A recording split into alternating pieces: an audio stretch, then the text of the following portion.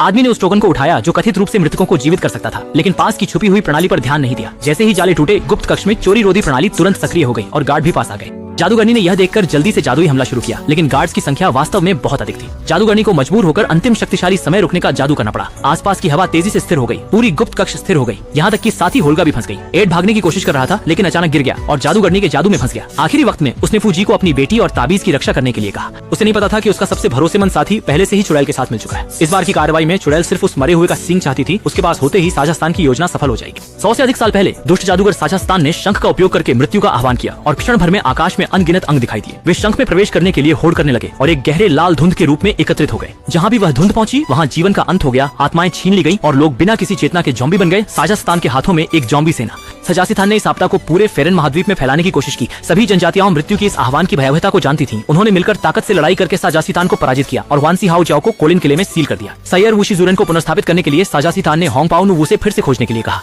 लेकिन एड और होल्गा तो सिर्फ दुर्भाग्यपूर्ण बलि के बकरे भर थे। उसके बाद उन दोनों को फेरन महाद्वीप की सबसे कड़ी सुरक्षा वाली जेल में बंद कर दिया गया। यह जेल एक गहरी कुएं की तरह है जिसका कोई अंत नहीं दिखता और इसमें खतरनाक अपराधियों को बंद किया जाता है। और आ जाए नए कैदी तो और भी खास है। भले ही वे अभी तक जेल की गाड़ी में हैं, गार्ड्स जरा भी ढिलाई नहीं बरत सकते और तब तक चैन नहीं मिलता जब तक कि उन पर लोहे की चेन से ताला न लगा दे।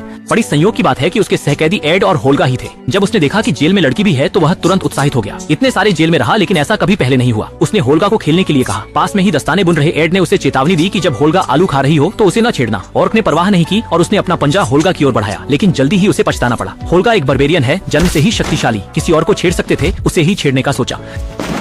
2 साल बाद एड एंड होल परिवार की माफी समिति आयोजित हुई। एड के लिए जेल से बाहर आना पक्का है, लेकिन शर्त यह है कि न्यायाधीश ई न्याओ वहाँ मौजूद रहे। दुर्भाग्यवश आज बर्फीले तूफान ने ई न्याओ को देरी कर दी। एड इस समय को टालना चाहता था, लेकिन न्यायाधीश की बार बार की मांग को नजरअंदाज नहीं कर सका। इसलिए उसने अपने जज्बातों को काबू में कर प्रदर्शन शुरू किया। उसने कहा कि चोरी करना उसकी मजबूरी थी। पहले उसका भी एक सुखी परिवार था। उसकी पत्नी कोमल और सहनशील थी, बेटी मासूम और प्यारी थी। लेकिन जब से उसने शूचिंशो लियानमेंग में शामिल हुआ, सब कुछ बदल गया। लियानमेंग का बाहरी रूप भले ही घुमंतू कवियों का एक जाओलियू से हो, वास्तविकता में यह अत्याचारी शासन के खिलाफ लड़ने और कमजोरों की सुरक्षा का संगठन। एड न केवल संगठन के लिए सूचना एकत्र करता था, बल्कि बदनाम सेल लाल टोपी जादूगरों को कानून के हवाले भी करता था। यहाँ ध्यान दें, एड का सोने के सिक्कों की तरफ देखना महत्वपूर्ण है। हालांकि कुछ ही समय बाद एड ने बदला लिया। उनकी पत्नी लाल रोब वाले जादूगर के हाथों मारी गई। जाने से पहले उन्हें एक शब्द शिकायत नहीं की, बस उनकी बेटी कीरा की देखभाल करने को कहा। पत्नी के जाने के बाद एड ने हार्पर्स एलायंस छोड़ दी और उसके बाद के कुछ समय में वे लगातार दुख में डूबे रहे, जब तक कि वे होल्गा से नहीं मिले और धीरे धीरे जीने लगे। होल्गा एक अन्य जाति के पुरुष से प्रेम करने के कारण निकाली गई, जंगली कबीले से निकाली गई, कहीं और जाने को नहीं। उसने एड के साथ मिलकर चिरा को पालने का निर्णय लिया। दोनों का रिश्ता भाइयों जैसा था, जिसमें कोई प्रेम प्रसंग नहीं था। हालांकि रोजी रोटी की खर्चीले बोझ को वे वहन नहीं कर सके और अंततः गलत रास्ते पर चल पड़े। उन्होंने शोकेस में रखे रत्नों पर नजर डाली और कभी कभी उन्हें अदृश्य होने वाला जादू भी मिल जाता था,